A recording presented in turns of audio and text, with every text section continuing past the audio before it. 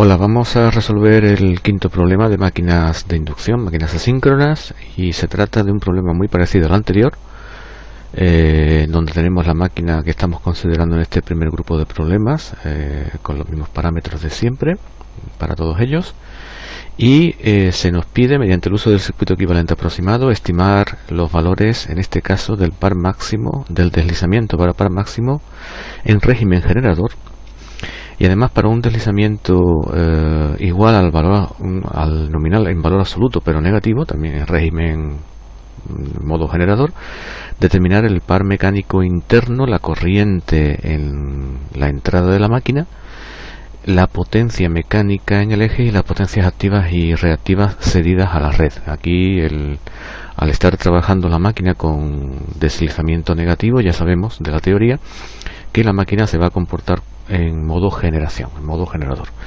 Bien, pues vamos a seguir un camino relativamente parecido al que seguimos en el problema anterior, pero con pequeñas variaciones, puesto que, repito, estamos en una situación de en modo generación. Bien. El circuito equivalente, como ya hemos dicho, es el circuito equivalente aproximado. Por lo tanto, debemos de colocar primero la rama paralelo del núcleo y a continuación pues los parámetros longitudinales de la máquina. Vamos a dibujar aquí el circuito equivalente pues para tenerlo presente en cierto modo, x1 r'2 partido por s, x'2 RFE y XMO. Bien. Lo primero que nos piden, según leo aquí en el enunciado, es el valor del par máximo y el deslizamiento para par máximo. Al igual que siempre hacemos esto, vamos a seguir la estrategia de calcular primero el deslizamiento para par máximo y sustituir este valor de S en la fórmula general del par para obtener el valor del par en esa situación. Bien. Sabemos que la fórmula para el deslizamiento de par máximo pues es en el denominador tenemos R1 cuadrado y la suma de las reactancias, y en el numerador R'2. Sustituyendo valores nos queda pues R'2 0,423 y abajo pues 0,25 al cuadrado más 2 veces el valor de la reactancia al cuadrado. Hay que indicar aquí que como estamos en modo generación, la raíz lleva el signo menos delante. Operando nos queda pues menos 0,182 y ese sería el valor de deslizamiento solicitado.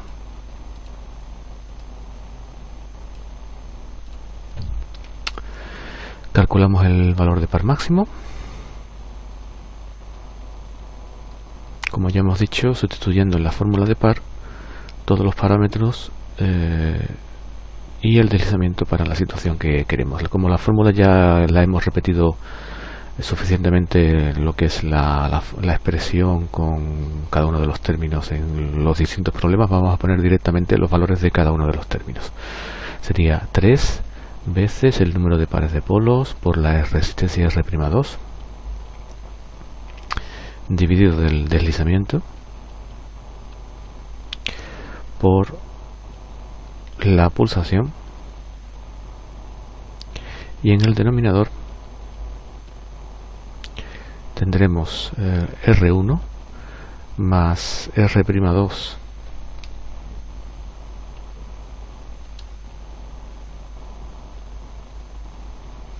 dividido del deslizamiento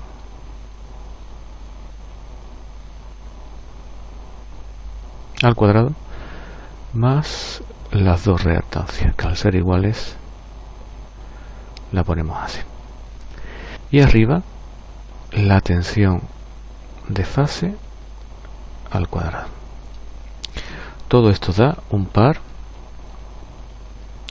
de menos 245,86 newton metro. Como podemos ver aquí, el par que resulta es mayor, este par máximo, en este caso par máximo en régimen generación, es en valor absoluto mayor que el par máximo obtenido para la misma situación, pero en modo motor, en el mismo problema. Bien, la segunda parte del problema nos pide calcular una serie de parámetros característicos de funcionamiento de la máquina para un deslizamiento igual al nominal pero negativo. Es decir, ahora el deslizamiento va a tomar el valor de menos 0,034. El primer parámetro que vamos a calcular va a ser el par mecánico interno. Igual, usamos la expresión de par y en el lugar del deslizamiento colocamos el que tenemos correspondiente al régimen de funcionamiento.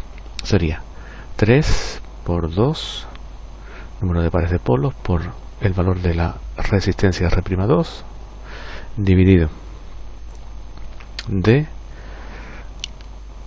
el valor del deslizamiento por la pulsación por la resistencia R1, la resistencia R2 dividido del deslizamiento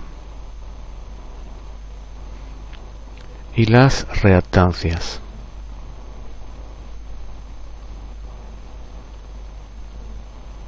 Ambos términos al cuadrado. Y en el numerador la tensión de fase al cuadrado.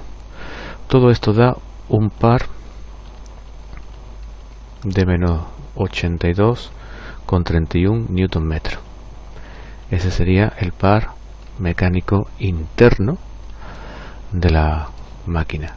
En ambos casos, en ambos pares que hemos calculado, no solo un par negativo. Eso quiere decir que estamos en modo generación. Es un par contrario al modo motor. En este caso, pues este par mecánico interno sería un par que se opondría al par externo que estaría aplicando aquella carga mecánica que está haciendo que la máquina esté funcionando en este régimen de funcionamiento, como ya indicamos en la teoría. Bien, vamos a pasar a la siguiente página para calcular el valor de la intensidad. En el caso de la intensidad vamos a hacer el pequeño comentario aquí primero. Pues tenemos que tendremos la I'2, la I-1 y la I0. El sentido de las intensidades vamos a respetarlo, aunque sea en modo generación. Y dependiendo si la intensidad nos sale en sentido contrario, pues ya estaremos hablando de intensidad generada. ¿De acuerdo? Entonces, incluso creo conveniente que, dado que tenemos que cambiar de página, pues llevarme el circuito equivalente. Agregamos una página y situamos aquí el circuito equivalente.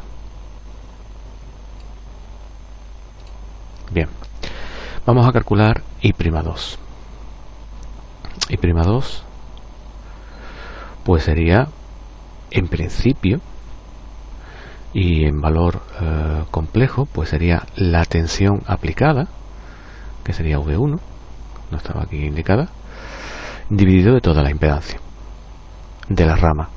Entonces sería V1, son 400 girados raíz de 3, perdón, 400 en 3 raíz de 3 girados 0 grados, y la impedancia total de la rama sería R1, la parte real sería todas las resistencias, sería la R1 más la R2 dividido del deslizamiento. Esto, como ya sabemos, corresponde a toda la resistencia de esa rama, más la parte imaginaria, pues sería las reactancias.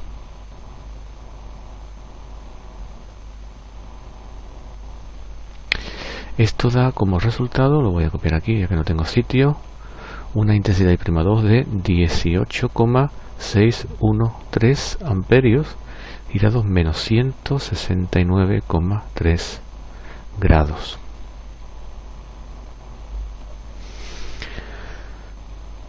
Tal y como dijimos en su momento y podemos ver en el esquema, la intensidad 1 sería la suma de la 0 más la I'2. Sustituyendo, la I0, como ya hemos dicho, no cambia. Tomamos el valor del problema anterior y le sumamos la intensidad 18 I'2, que es 18,613, dando como resultado 18,37 menos 161,6 amperios. Esta intensidad es la intensidad entrante en la máquina. Aquí hay que hacer un pequeño comentario, puesto que al cambiar de modo de funcionamiento de la máquina hay que distinguir bien qué intensidad estamos calculando en este momento. Es decir, la intensidad que la máquina absorbe o extrae de la red es esta que acabamos de calcular aquí, 18,37 amperios girados menos 161,6 grados. Es decir, si nosotros dibujamos un diagrama fasorial aproximado sin que sea exacto, pues esta podría ser, por ejemplo, el valor o el fasor correspondiente a la tensión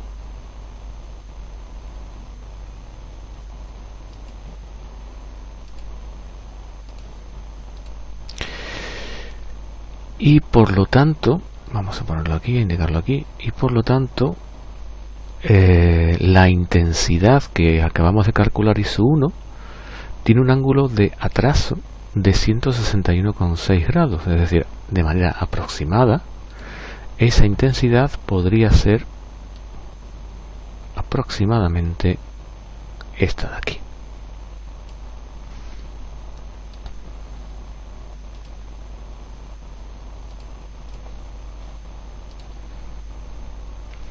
Esta sería la I1 calculada. Repito, admitiendo que este ángulo, que es estamos dibujando la mano de manera aproximada, este ángulo sea de menos 161,6 grados.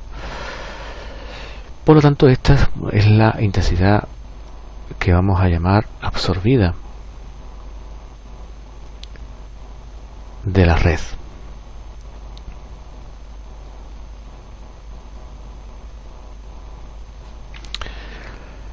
Pero realmente la máquina está generando una potencia. Además estamos viendo aquí que la intensidad traza un ángulo mayor de 90 grados, con lo cual no es siempre hemos considerado circuitos que los circuitos eléctricos, que las intensidades y tensiones en circuitos eléctricos inductivos y capacitivos pues guardan una relación de fase igual o inferior a 90 grados. Entonces realmente la intensidad que nos ha salido es una intensidad que no se corresponde con el valor real de la intensidad. ¿Por qué? Puesto que estamos calculando con un criterio de signos, un criterio de sentidos de corriente entrante, para el caso de la intensidad ISO1 entrante en la máquina. En otro caso sabemos que la intensidad está saliendo, la máquina está generando. Por lo tanto, realmente la intensidad que tenemos en la máquina no va a ser esta ISO1 que hemos dibujado aquí, que sería, repito, la intensidad absorbida por la máquina, sino realmente voy a dibujarla en verde, la intensidad que tendríamos que considerar, y como ISO1 sería una intensidad saliente o cedida a la red por parte de la máquina, es decir, una intensidad con un ángulo, en el caso de, al ser en valores complejos, un ángulo girado 180 grados, es decir, una intensidad que si fuese solamente, si estuviésemos hablando en continuo, diríamos una intensidad negativa. En el caso de estar trabajando en alterna, decimos una intensidad desfasada 180 grados. Por lo tanto, la intensidad realmente es cedida en modo de generación por parte de la máquina, será 18,37,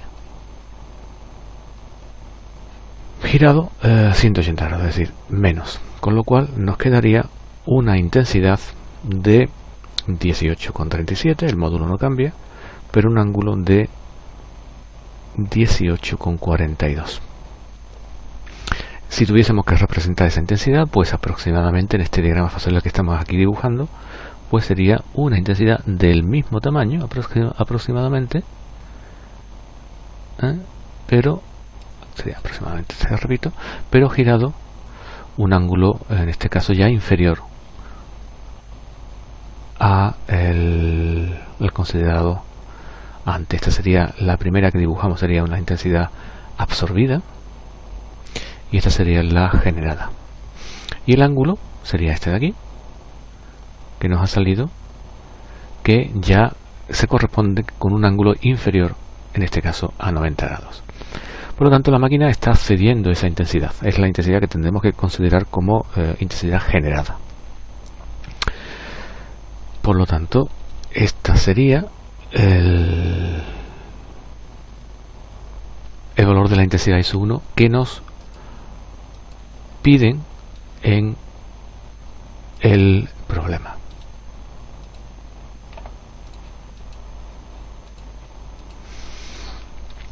Bien, los dos últimos parámetros que nos pedían, hemos calculado la intensidad. Ahora vamos a calcular a continuación la potencia mecánica en el eje. Para ello, primero tendremos que calcular la potencia mecánica interna,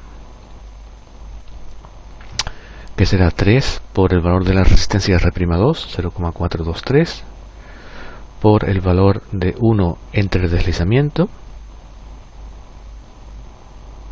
menos 1, por el valor del módulo de la intensidad I'2 al cuadrado. Nos sale un valor de potencia de 13.370 vatios. Esta es la potencia PMI. Vamos a fijarnos en el balance de potencias, y en este caso la potencia de entrada, perdón, la potencia en el eje es entrante, lo que hemos llamado P útil en el modo generación sabemos que es entrante en la máquina, con lo cual lleva signo menos. Las pérdidas mecánicas siempre son pérdidas, como siempre hemos dicho, y la potencia mecánica interna va en sentido contrario al considerado positivo en modo motor. Por lo tanto, es coherente el resultado que nos sale, y evidentemente la potencia útil, según el balance de potencias, será pues la potencia PMI menos la pérdida mecánica, es decir, menos 13.370 menos 200, por lo tanto menos 13.570 vatios. Esa sería la potencia que tenemos, la potencia mecánica en el eje, que en el caso motor llamábamos potencia útil, pero que en este caso pues quizá el nombre no sea lo más correcto, sino tendríamos que decir solamente potencia en el eje. Nos queda por calcular la potencia en el otro extremo de la máquina, potencia en la entrada, en la parte eléctrica. Vamos a seguir un camino ligeramente distinto al usado en el caso del modo motor. En el caso del modo motor usábamos la fórmula general de potencia trifásica. Aquí vamos a usar, como nos piden tanto la potencia activa como la reactiva, vamos a usar el concepto de potencia aparente compleja, que como sabemos es 3 veces la tensión de fase por el conjugado de la intensidad. Tendremos 3 por 400 partido de raíz de 3. En este caso estamos considerando el ángulo de la tensión de fase 0 grados por el conjugado de la intensidad I1. La intensidad I1 que obtuvimos antes, como vamos a calcular la potencia aparente generada, esta intensidad I1 será la cedida. Por lo tanto, tenía como módulo 18,37 y el ángulo era 18,42. Como hay que utilizar el valor conjugado, pues lo ponemos negativo. Esta potencia aparente resulta de 12.727,1 voltiamperios girado menos 18,42 grados. Si expresamos esta potencia en modo binómico, pues tendría como parte real 12.075,1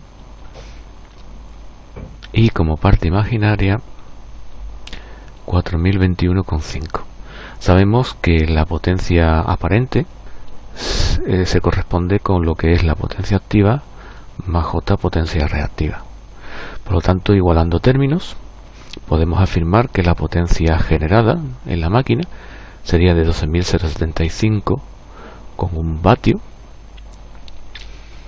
Como vemos, sale una potencia positiva, puesto que estamos calculando potencia generada, potencia de salida de la máquina, la parte eléctrica, y una potencia reactiva de menos 4.021,5 voltiamperios reactivos.